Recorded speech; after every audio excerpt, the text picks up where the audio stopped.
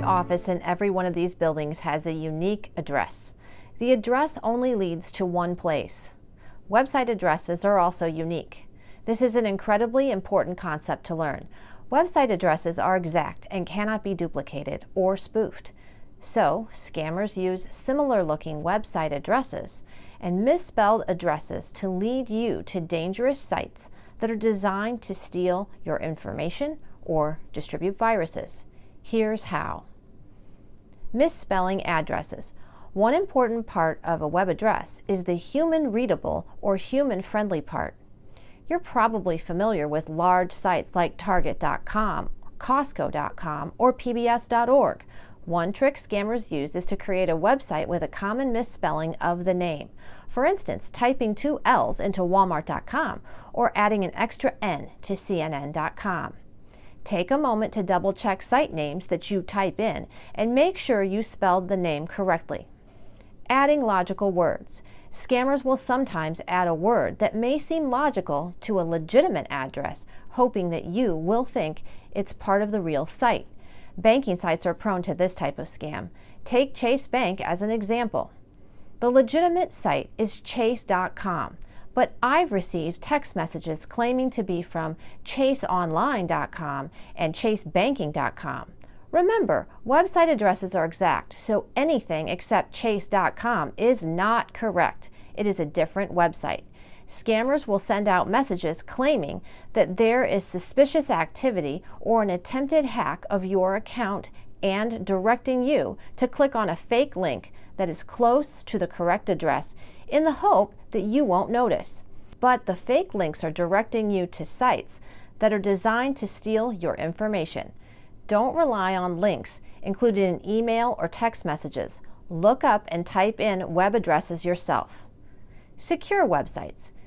Secure websites are indicated by a lock icon in the browser address. Any site that asks for sensitive information, like passwords or account numbers, must be secured. Secured means that all communication between your computer and the website is encrypted and cannot be seen by someone snooping on internet traffic. The closed lock symbol tells you when your connection is secure. Never submit credit card numbers, account numbers, passwords, or any other sensitive information on a website that doesn't indicate a secure connection. Website extensions. Websites end with an extension that follows the friendly name. Traditional extensions include .com, .org, and .gov, but they now can be almost anything. These can help you understand the purpose of a website, but it is important to know that anyone can buy most extensions. The exceptions are .gov, .mil, and .edu. These extensions are closely regulated and indicate a legitimate governmental, military, or educational site.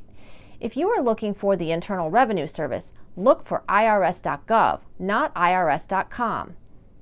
Both sites exist, but only a .gov is a federal, state, or local governmental agency. Just to add a bit of confusion, sometimes the government maintains official .com sites. For instance, the Army's recruiting site is goarmy.com, but the official military site is army.mil. For more information on extensions, including extensions that indicate a website's country of origin, follow the link to the Connections website in the description below. Website anatomy.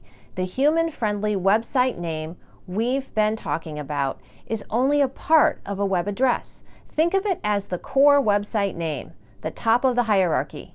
It's like the title of a book, but a book contains chapters and pages, and websites have pages and subdomains.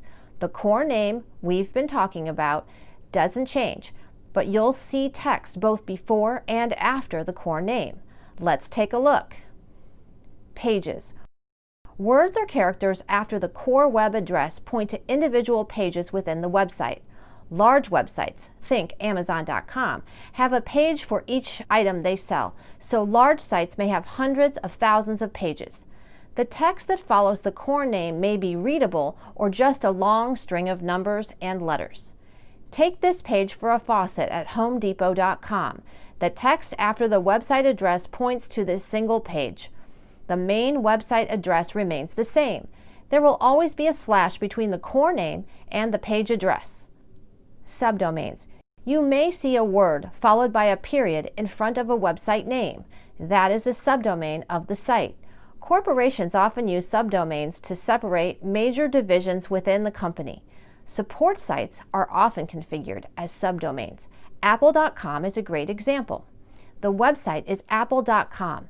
The support services and documentation is at support.apple.com. Another example is at oasisnet.org. Oasis uses a subdomain for each city's page, as you can see here in the address box at sanantonio.oasisnet.org. As with pages, the core name remains unchanged. This may look complicated at first, but website addresses are easy to read with a bit of practice.